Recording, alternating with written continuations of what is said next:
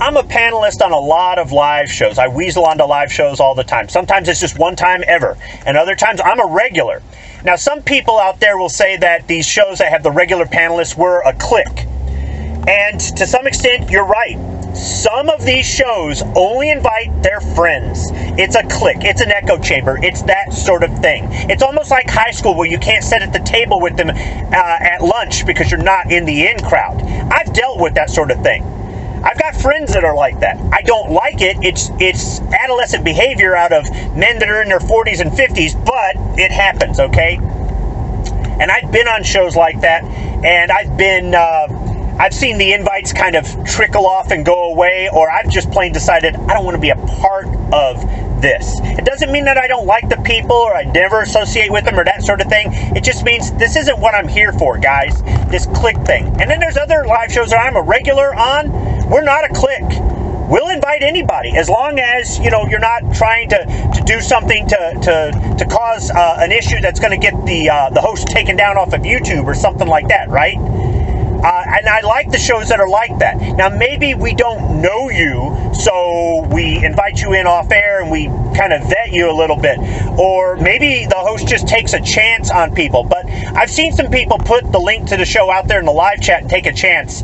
And sometimes it can get burned that way. And I can understand why some people guard their security a little bit. But really, it's not that difficult to get in on a live show and become a regular on a live show. There are some people in the audience who want to stay in the audience. They're not interested in coming on the show, and that's fine.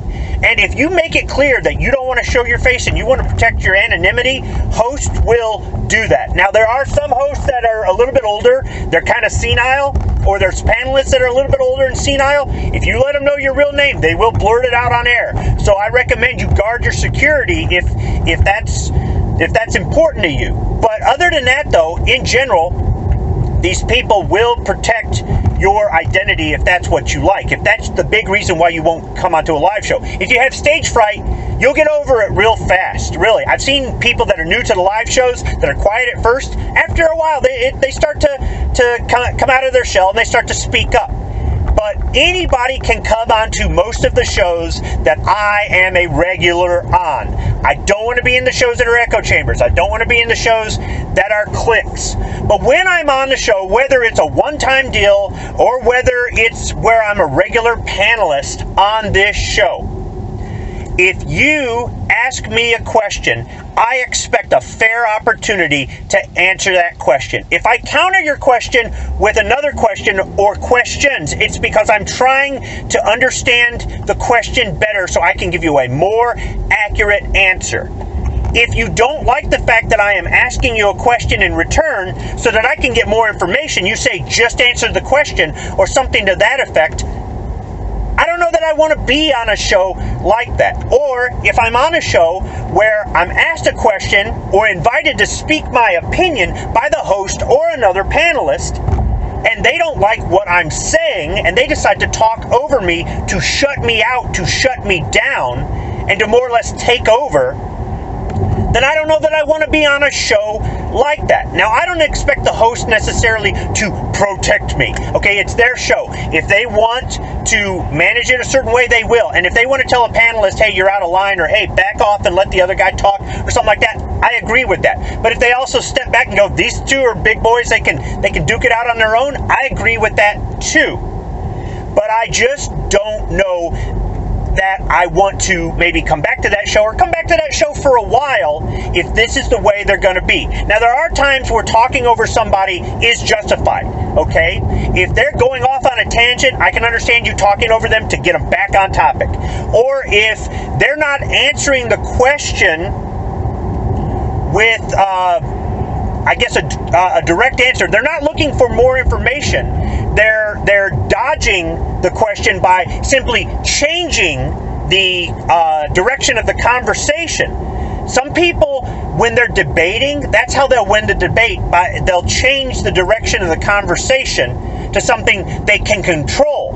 And if you're trying to steer them back, then you're going to have to talk over them. I don't agree with changing the direction to win the argument, but that's just it. Some people are on there just simply speaking their mind, and they disagree. They may disagree strongly. They may end up yelling at each other, things like that. But other people are on these shows because it's a debate for them. They're on the debate team in high school or college or something. And if they don't win the debate, it shatters their ego. It shows how shallow they are. Some of the panelists and hosts that I'm on air with are insecure people. And when they're doing that because they're insecure, they're not doing that because I'm going off topic or maybe I'm behaving in that manner, which you're probably not going to see. I do have a tendency to rattle on, but I'm a very detail-oriented person. I try to speak in specifics. So when they're talking over me because of that, then I have an issue. And once again, I don't necessarily know that I want to go onto this show. Now, I have had other panelists tell the host, if he's on the show, I'm not coming on the show. And had the host contact me and go, hey man, I really want this guy on the show. Do you mind? No, I don't mind at all. It's your show. Invite me, don't invite me. I don't care. I've also asked for invites to shows, and the host never saw the email or saw it a couple days later and contacted me and said, oh dude, I didn't even see the email. I'm sorry. Dude, there's nothing to be sorry about.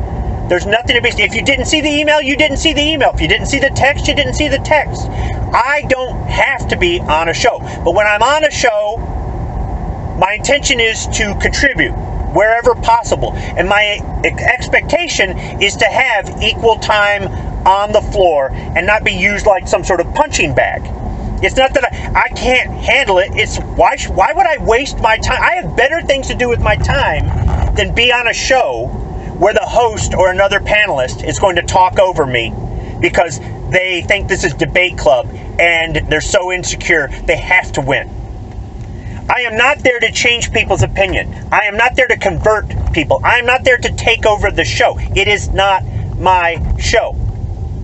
So if I drop out of a show in a pre-chat, or if I drop out of a show during the show, it could be because I have something pulling me away and it's not a good idea for me to stay on the show. But there are other times too where the behavior of the host or the behavior of the panelist is why I leave. It's not rage quitting, I'm just leaving. I'm not wasting my time anymore. And if I don't come back for a while, or I don't come back ever, that's my choice. Because once again, why would I waste my time doing something like that? And for those who aren't on shows, you may not understand. But if you jump onto some shows, you might understand at some point. If it happens to you or happens to you enough times, you might understand where I'm coming from. That's just another thing about me on YouTube. That's what these Speaking Squibbish YouTube stuff videos are about. They're about my experience on YouTube, or me trying to share information about what it's like to be on YouTube to maybe somebody who isn't on YouTube as anything other than just the audience, or who's considering getting into YouTube, or who is new to YouTube. The community or the culture is inviting to new people, but there are hazards to some of those invitations. I'm not trying to deter anybody from wanting to be a part of the conversation. I welcome more opinion. I welcome more perspectives. But just be careful, because what you get on one show is not necessarily what you're going to get on another show. Thanks for listening.